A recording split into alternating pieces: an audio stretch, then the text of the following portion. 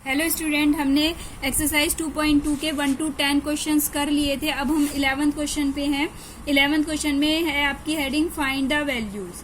तो वैल्यूज निकालनी है हमें क्वेश्चन दिया है tan inverse 1 plus cos inverse minus का 1/2 प्लस साइन इनवर्स माइनस का 1/2। आई होप आपने सबने टेबल याद कर ली होगी, क्योंकि अगर आपने टेबल याद कर लिया है, बेसिक अच्छे से पढ़ लिया है, तभी ये क्वेश्चन सॉल्व होंगे, अदरवाइज आपको बहुत प्रॉब्लम होने वाली है।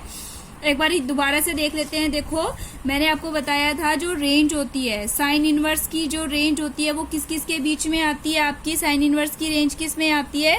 क्लोज इंटरवल -π/2 से π/2 के बीच में आती है। कॉस इनवर्स एक्स की रेंज किसके बीच में आती है? क्लोज इंटरवल 0 से π के बीच में आती है। tan इनवर्स एक्स की रेंज किसके बीच में आती है? ओपन इंटरवल -π/2 से π/2 के बीच में आती है। ठीक है बच्चों, एक बार ये वाला और आगे आपने पढ़ लिए होंगे। अभी ये 3 यूज होंगे, देखो इसमें ध्यान से। tan इनवर्स 1, तो tan इनवर्स 1 सबसे पहले आपको टेबल में ये भी पता होना चाहिए कि जो 1 है tan में 1 किसकी वैल्यू होती है। तो जैसे tan इनवर्स 1 है तो 1 किसके? tan इनवर्स 1, इसको तो मैंने एक बार ऐसे लिख दिया। अब मैंने आपको ये भी बताया था अगर cos इनवर्स -x हो तो हम इसको क्या लिख देते हैं? Pi minus cos inverse x। तो हमने उसका यूज करा है। देखो tan inverse 1 as it is, इसको क्या लिख दिया मैंने? पाई माइनस कॉस इनवर्स 1/2 लिख दिया। और इसको साइन इनवर्स -x कितना होता है बच्चों? साइन इनवर्स -x होता है माइनस का साइन इनवर्स x। तो ये माइनस का साइन इनवर्स 1/2 लिख दिया।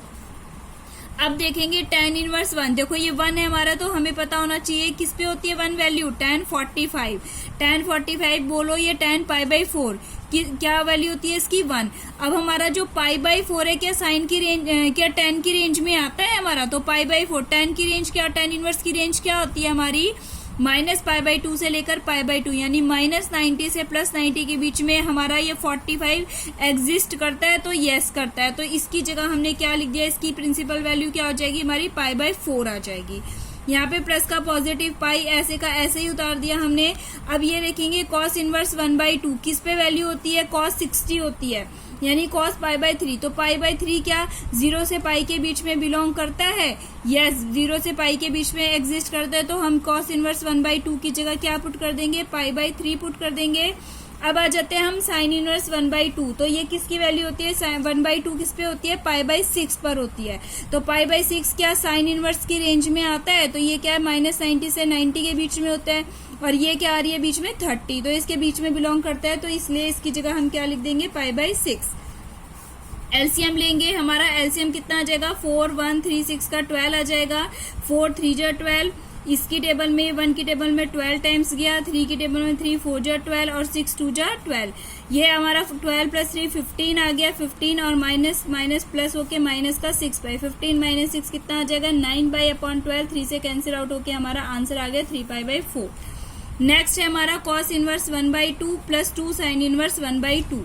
अब देखो cos 1/2 फिर से किसकी वैल्यू होती है? cos 60 की वैल्यू होती है, यानी कि cos π/3। तो क्या π/3 cos इनवर्स की रेंज में आता है? तो π/3 बिलोंग करता है। cos इनवर्स की रेंज कितनी होती है हमारे? 0 से π। तो इसकी जगह हमने क्या पुट कर दिया? π/3 पुट कर दिया। अब ये देखेंगे साइन इनवर्स 1/2, यानी 1/2 किसकी वैल्यू होती है? साइन 30। साइन π/6 होता है। π/6 हमारा किसकी रेंज में आता है? ये बच्चों रेंज लिखना बहुत जरूरी है क्वेश्चंस में। अगर आपने सोचा कि हमें इसकी जगह डायरेक्ट π/3 लिख दूं और इसकी जगह डायरेक्ट π/6 लिख दूं, तो आपके आंसर, तो आपको कंप्लीट नंबर नहीं मिलेंगे, आपका पूरा क्वेश्चन कट भी सकता है। क्योंकि जब तक हमें ये रेंज याद नहीं होगी तो हमारे आंसर, तब तक हमारा क्वेश्चन कंप्लीट नहीं माना जाएगा। तो इसलिए आपको रेंज लिखना बहुत ज्यादा जरूरी है और याद करना भी बहुत जरूरी है। तो इसलिए अब हमें देखेंगे कि π/6 क्या साइन इनवर्स की रेंज में आता है? तो यहाँ आता है, क्योंकि 30 जो है किस किस के बीच में आ रहा है? -90 से 90 के बीच में आ रहा है। तो हमने इसकी जगह ये साइन इनवर्स 1/2 की जगह क्या रख दिया? π/6। यहाँ 2 था ही, मल्टीप्लाई में इसको काट दिया, 2 3 जा 6, तो क्या बच गया? π/3 + π/3। तो इसका एलसीएम लेके क्या आंसर आ गया हमारा? 2π/3। अब आपका दो ऑप्शनल क्वेश्चन है, इसमें कहा गया है कि if sine inverse x is equal to y है तो आपको ये चार ऑप्शन दे रखे हैं, इसमें क्या हो जाएगा। तो मैंने x यहाँ पे छोड़ के साइन इनवर्स को इधर ले गए साइन y, तो ये साइन y। अब हमारी साइन की रेंज कहाँ से कहाँ तक होती है, हमें पता ही है कहाँ से कहाँ तक है हमारी, -π/2 से लेके प्लस के π/2 तक होती है। तो ये क्लोज इंटरवल में होती है, तो इसका आंसर कौन सा ऑप्शन से हो जाएगा, बी ऑप्शन से हो जाएगा। नेक्स्ट देखेंगे 14th क्वेश्चन है आपका tan inverse √3 minus sec inverse minus का 2। अब बच्चों बहुत ध्यान से देखेंगे, देखो इसके अंदर क्या है हमारा, मैंने आपको बताया एक तो tan cos का होता है, एक sec में होता है sec inverse minus x is equal to क्या लिख देते हैं, पाई माइनस में sec इनवर्स x। तो हम पहले ही लिख देंगे इसको tan इनवर्स √3 माइनस में sec इनवर्स -2 की जगह क्या लिख देंगे, पाई माइनस sec इनवर्स 2।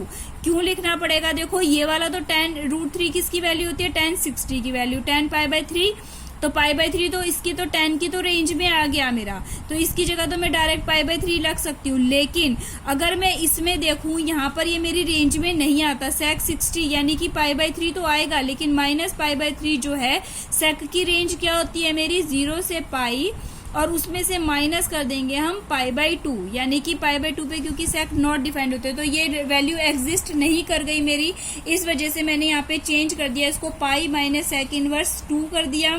अब बाहर माइनस का साइन है तो ये अंदर चेंज होके माइनस का, और ये किसका हो जाएगा, प्लस का हो जाएगा। अब ये हमारा प्लस का π/3 आ गया, ऊपर क्या था हमारा माइनस का π/3, वो तो रेंज में नहीं आ रहा था हमारे, लेकिन अब ये प्लस का हो चुका है और ये हमारे इस रेंज में बिलोंग कर जाएगा। तो इसकी जगह में sec इनवर्स 2 की जगह क्या रख सकती हूँ, π/3 रख सकती हूँ। यहाँ पे π/3 माइनस पाई प्लस π/3, एलसीएम ले लिया 3 आ गया, और यहाँ पे पाई माइनस 3π प्लस पाई, अब ये पाई प्लस पाई 2π में से -3π करेंगे तो क्या आ गया, -π/3। तो ऑप्शन नंबर बी आपका सही है। ओके बच्चों।